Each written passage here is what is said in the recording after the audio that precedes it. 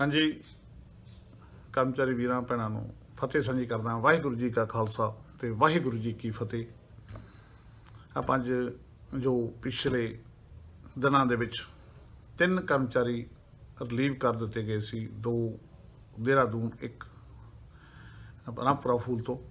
उस संबंध में मौजूदा कार्यकारिणी की काल उत्ते ये फैसला लिया सी। सारे ग्रुपां ने उस गल का समर्थन दिता ते धरना ला दिता गया सी। कई दिन धरना चलता रहा। थोड़े सारे मुलाजमान ने बड़ा सहयोग दिता। यूनिवर्सिटी कर्मचारी भैन भरावां ने बहुत सहयोग सीगा। ते उस दे दौरान ही जिहड़े अथॉरिटी वालों नुमाइंदियां नूं मिलण लई वार-वार जिहड़ा अप्रोच किया गया कि तुसीं मिलो, उन्हां दा जिहड़ा पहलां ये सी कि तुसीं वाइस चांसलर नूं चंडीगढ़ जाके मिलो। पहलां वो सारा, क्योंकि एक कमेटी के रूप में उसका मैंबर सी मैं, तो उत्थे ये इग्नोर किया गया कि नहीं असी चंडीगढ़ नहीं जाना। चलो 3-4 दिन टप गए, पर कारण ये सी कि इत्थों वाली अथॉरिटी इस लिए कुछ भी करन नूं ना उन्हां कोले कोई पावर सी ते ना वो साडे मानयोग वाइस चांसलर के आदेशों नूं चेंज कर सकते सी। क्योंकि साडे जो वाइस चांसलर ने आदेश किए उहदे आदेशों नूं जे उन्होंने चेंज करना तो वो आप ही कर सकते हैं। काफ़ी दिन बीत गए सी जदों ये हालात बने कि ये साडे जिहड़े भरा गरीब फैमिली नाल ओह बिलोंग करते हैं, उन्होंने रोजी रोटी जे अज चली जाती है तो बहुत औखा हो जाता है। क्योंकि अज देखो अज कितनी तरीक हो गई है, सैलरी नहीं पई, की हाल है साडे मुलाजम का, बहुत औखे होया पिया। इस दे जरिए ही अथॉरिटी नाल गलबात हुई। उन्होंने काफ़ी मैं कहा सर भी तुसीं इहदा कोई हल करो साडा। वो कहते हल यही है कि चंडीगढ़ गल करो। चलो चंडीगढ़ वास्ते गल करने वास्ते असी सोचा भी यार आप गल कर लें, जे मैडम मान गए तो ठीक है, जे ना मने तो फिर धरना तो जारी है। इस करके मैं तुहानूं एक गल क्लीयर करनी चाहना कि जो कुछ होया ये एक धरना जिहड़ा चल रहा सी, इहदे ही प्रेशर नाल अथॉरिटी टाइम दे रही सी। ये कोई वखरा नहीं गा कि अज कोई कहे मैं कहा मैं करता। ये साडे सारे कर्मचारी भैन भरा जिन्ने मुलाजम और जिन्हें जथेबंदियां इकट्ठियां सी, ये सारियां दा इस सहयोग सदका इत्थे प्रेशर बनया, उन्हें डिमांड करी। चलो उस दे नाल मैं टाइम लिया, चले गए असी। होर जथेबंदियां दे भी उस टाई अप सीगा, सारे इकट्ठे मिले। वाइस चांसलर साहब मैम नाल गल हुई, रजिस्टर साहब भी मौजूद सीगे, ते असी बेनती की कि वो एक बार मैम मौका दे दो, गरीब परिवार है। तो उन्होंने पहला सानू पुछया भी तुसीं क्यों ऐ बंद करया है, हाज़र नहीं होंदे। चलो साडे सारे जिन्ने भी उत्थे गए सब ने बेनती की हाथ जोड़ के कि मैडम एक मौका दे दो, अगे तो मैं दोबारा मिसटेक नहीं करनगे।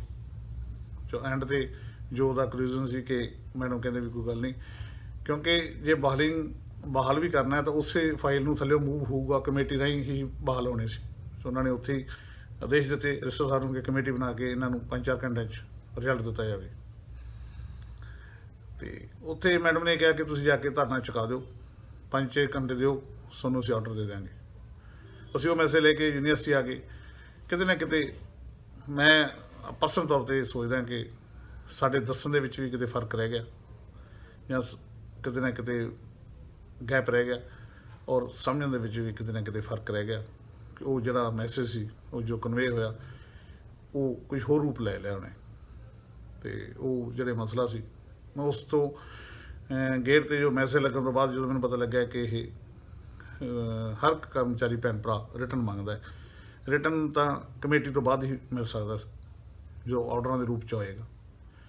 तो उस तो बाद मैं इस चीज़ साइलेंट हो गया, पासे हो गया कि जिन्ना चर रिटर्न नहीं देगी अथॉरिटी उन्ना चर इसका कोई भी सल्यूशन नहीं गा। क्योंकि साडे सारे भैन भरा वो 3 मुलाजमां दे बहाली लई या साडे अड़ौक दे वाधे लई उत्थे इकट्ठे लड़ाई लड़ रहे। तो वो इस चीज़ ते अथॉरिटी ते फेथ नहीं करते, तो आपां इस चीज़ दे विच नहीं पैना। ऑर्डर दिओ तो धरना खत्म हो जाओ। चलो धरना जारी रहा।